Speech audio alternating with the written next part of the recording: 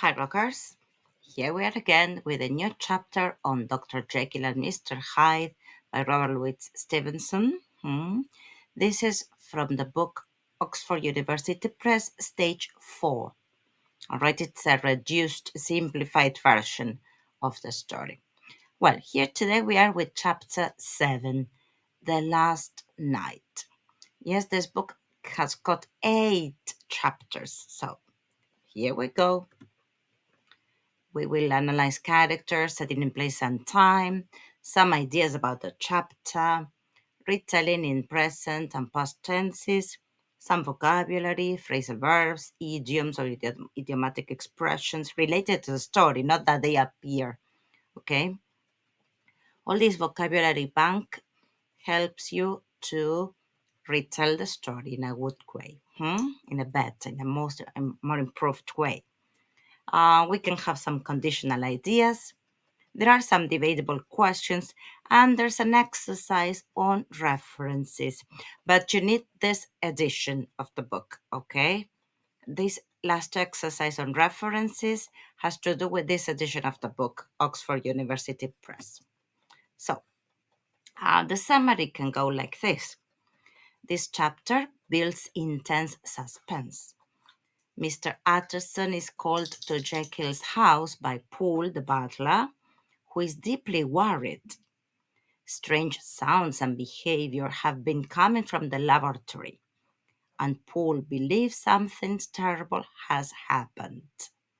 Together, they break into the lab and discover a horrifying truth. Mr. Hyde is inside, dead by suicide, and Dr. Jekyll is nowhere to be found. As regards characters, we've got Mr. Utterson, Poole, Mr. Hyde, Dr. Jekyll. You also find the other servants in Dr. Jekyll's house, okay? But these are the four are the main characters. Mr. Utterson, the lawyer, now determined to uncover the truth. Poole, Jekyll's butler, frightened and convinced something is wrong. And he has been Dr. Jekyll's butler for 20 years, a very long time. Mr. Hyde found death in the laboratory. Dr. Jekyll mysteriously missing, his fate unknown. So, set it in place. Where does the story take place? You can start by saying in London, Jekyll's house and laboratory. At the beginning, you remember that you have Mr. Utterson's house. Yes, when Paul comes into his house. Then we move through the streets of London and very late at night, and we move to Jekyll's house, the central location of the mystery. The dark, silent streets of London, yes, adding to the eerie atmosphere. Well, when does the story take place? You can start by saying late Victorian era, a time of scientific exploration and moral tension. The events take place at night, heightening the drama and fear. And from the very beginning of the chapter, we read that it's March 18, all right, the year. So, some ideas about the chapter. The climax of the mystery. Utterson and Poole confront the unknown. Fíjense que empieza the unknown because it starts with a vowel sound. The symbolism of locked doors, secrets, repression, hidden truth, the fear of the unknown. Poole's terror reflects the unnatural events. The revelation of duality, Hyde's death, hints at Jekyll's fate. Now, retelling in present tense. This is one idea, okay? Poole comes to Utterson terrified. He believes something terrible has happened to Dr. Jekyll. They go to the house and hear strange sounds from the lab. Paul insists the voice is not Jekyll's. They grab an axe to tear the door down. Inside, they find Hyde's body on the floor. Jekyll is gone. There is a large packet addressed to Mr. Utterson. It contains 3 envelopes, and each envelope has got Dr. Jekyll's first will with a modification. Yes, I'll let you know that. A note, a very short note, and then with instructions, and then Dr. Lanyon's letter. That's the thickest, yes, letter. Mr. Utterson, oh, with capital letter, decides to go to his house and read everything. Then he's supposed to come back and then they will see what happens, all right? Good. Retelling in the past. The same ideas, but now in the past. Oh, there is a mistake, I found it. Paul came to Utterson terrified. He believed something terrible had happened, past perfect. They went to the house and heard strange sounds from the lab. Paul insisted the voice was not Jekyll's. They grabbed an axe to tear the door down. Inside, they found Hyde's body on the floor. Jekyll was gone. I didn't get here, there was a large packet addressed to Mr. Utterson. It contained 3 envelopes, Dr. Jekyll's first will, a note, and Dr. Lanyon's letter. Mr. Utterson, again with capital letter, decided to go to his house and read everything. Read, I didn't say read, because decided to go, decided to read, okay? It's the verb pattern. So we have some vocabulary bank: terror, extreme fear, suspicion, a feeling that something is wrong, break in, enter by force, mystery, something difficult to explain, suicide, the act of taking one's own life.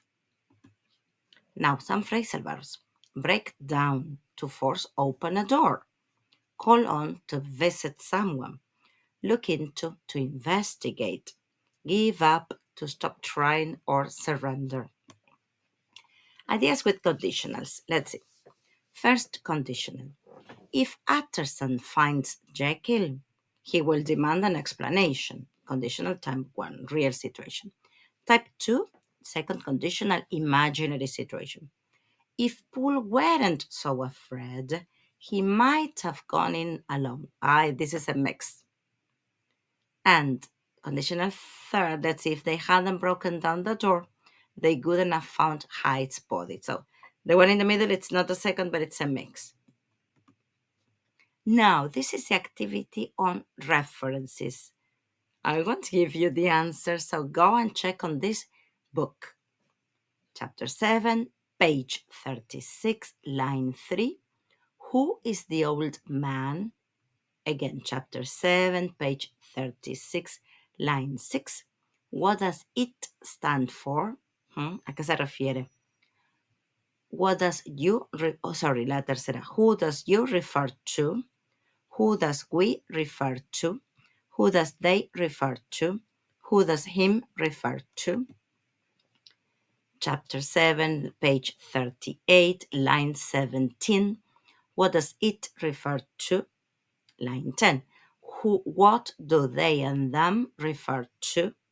17. What does it refer to? What does it figure? 3 times the same, but different pages, different lines. Then, what does this refer to? And who does I refer to? Can you give your answers? Yes. Check, read. Remember that in order to find references, you must connect ideas before, especially before. Yes, the reference is before. Some idioms. On the edge of one's seat. Let's see. Extremely anxious or excited. Face the truth. Accept reality even if it's painful. Now, a chilling discovery. Something terrifying and shocking. Out of character.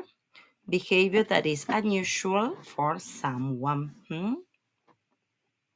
Now, we've got some debatable questions. We've got three this time. Who, sorry, was Paul right to suspect something was wrong? We have a possible answer. Yes, his instincts were correct and led to the discovery. Alternative view, he may have acted out of fear, but it was justified. Number two, should Utterson have waited before breaking in? Possible answer, no. Immediate action was necessary to uncover the truth. Alternative view, yes, a more cautious approach might have prevented panic. And finally, the last question, is Hyde's death a victory or a tragedy? Possible answer, a tragedy. Hyde was part of Jekyll, and his death reflects the loss of humanity. Alternative view, a victory. Hyde's evil influence is finally ended. Dun, dun, dun, dun. Well, you have a lot to review here. Hmm? How did you find it? Did you like it? Well, I hope this helps a lot. Practice your retelling, read aloud. Remember, when you do the retelling, if it's in the present, present continuous, present simple, present perfect. If it's in the past, past simple, past continuous, past perfect. If you have a question, please let me know. I can help you with it. This is a wonderful story. It's very old, as you can see, but we love it. Yes, it's a masterpiece. And this is just a simplified version. All right? Well, I hope you enjoy it. I hope this helps. Okay? You can provide the answers in the comments. Yes, there's one exercise without answers. All right? Go for it. So keep on rocking it. Yes, and let's see each other next time. Bye bye.